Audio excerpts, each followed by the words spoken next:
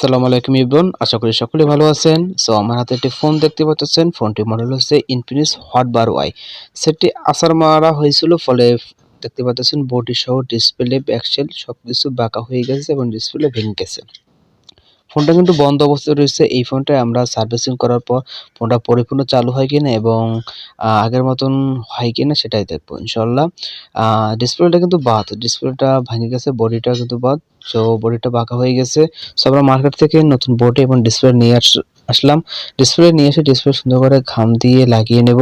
এর ফাঁকে একটি কথা বলতেই নয়, আছাড় মারা সেট। এনাদিন আমরা বেশি যে ফোনগুলো সার্ভিসিং করতেছি, বেশিরভাগ ফোনেই আছাড় মারা হয় বা গাড়ির তলে পড়ে বা ছেলে হাত থেকে ফালিয়ে দেয়, ইত্যাদি ইত্যাদি সমস্যার ফোন কিন্তু আমরা ডিসপ্লে লাগার জন্য পেয়ে থাকি, কাস্টমাররা নিয়ে আসে।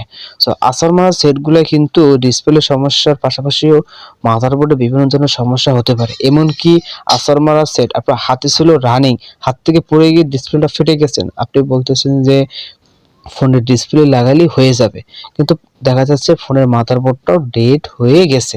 এইটা কেন হয়, এটা আপনি কিভাবে বুঝবেন, ইনশাল্লাহ এটা নিয়ে পরবর্তীতে একটা ভিডিও দেবো ইনশাল্লাহ। সো ভিডিওটা দেখেন, ইনশাল্লাহ অনেক উপকৃত হবেন আপনারা। সো কথা বলতে বলতে কিন্তু কাজ প্রায় শেষ পর্যায়ে চলে আসছি। সো ডিসপ্লে লাগানোর পর কিন্তু অনেক কাজ হয়ে গেল আলহামদুলিল্লাহ। এখন রাবার খুলে সুন্দর করে পরিষ্কার করে নেব।